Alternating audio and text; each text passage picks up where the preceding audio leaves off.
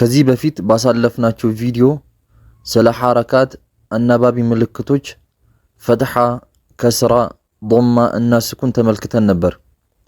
በዚህ ቪዲዮ ውስጥ እጅግ አስፈላጊ የሆነ ትምህርት ማለትም ስለ ተንዊን እንማራለን። በቁርአን ውስጥ ተንዊን ብዙ ጊዜ ይታያል። ስለዚህ ጀማሪ ተማሪዎች ተንዊን ካወቀ ቁርአን ለንባብ በጣም ቀላል ይሆንለታል።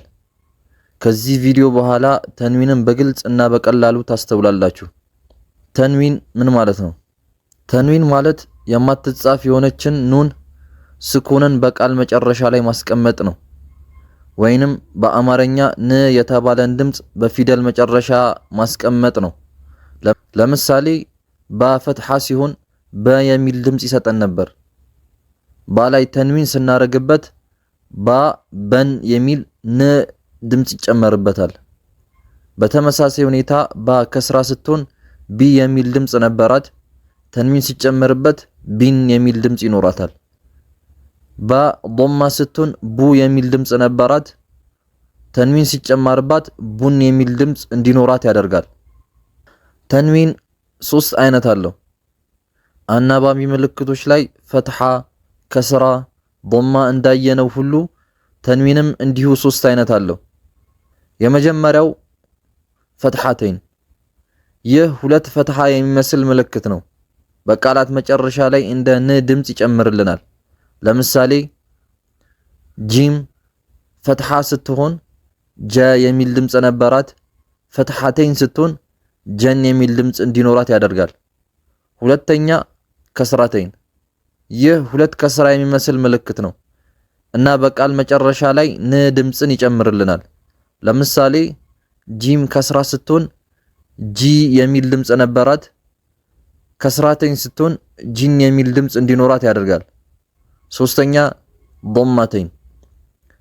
ይህ ምልክት 2 ዶማ የሚመስል ምልክት ሲሆን በቃል መጨረሻ ላይ እንደ ፈትሐተይንና እንደ ከስራተይን ንን ይጨምርናል።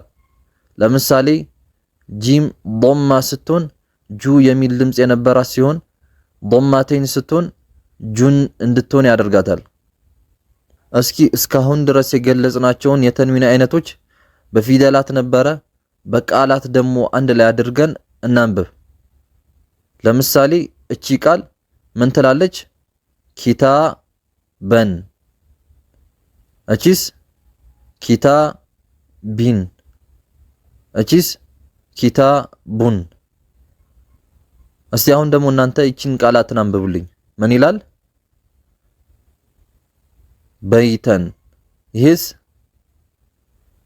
በይቲን። እቺስ በይቱን። ሌላው እዚህ ተንዊን ውስጥ እንድናስተውለው የሚገባው ነገር በፈትሐተይን የሚጨርስ ፊደል አሊፍ መጨረሻ ላይ ይኖረዋል።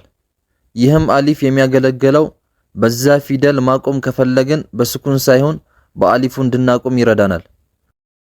ለማጠቃለል ያክል ተንዊን ማለት የፈትሐተይን፣ የከስራተይን እና የዶማተይን የጋራ ስያሜ ነው። እነዚህ ምልክቶች ጥንድ ፈትሐ፣ ጥንድ ከስራ፣ ጥንድ ዶማ የሚመስሉ ናቸው። ሌላው ተንዊን የገባበት ፊደል ን የተባለን ድምጽ ጭማሪ መጨረሻው ላይ ይኖረዋል። በዚህ ቪዲዮ ስለ ተንዊን በትንሹ ተመልክተናል። ጠቃሚ ነገር ካገኛችሁበት ቪዲዮን ላይክ እና ሼር፣ ቻናሉን ደግሞ ሰብስክራይብ ማድረግ እንዳይረሳ። ቀጣይ በሌላ ትምህርት እንገናኛለን። ወሰላሙ አለይኩም ወራህመቱላሂ ወበረካቱሁ።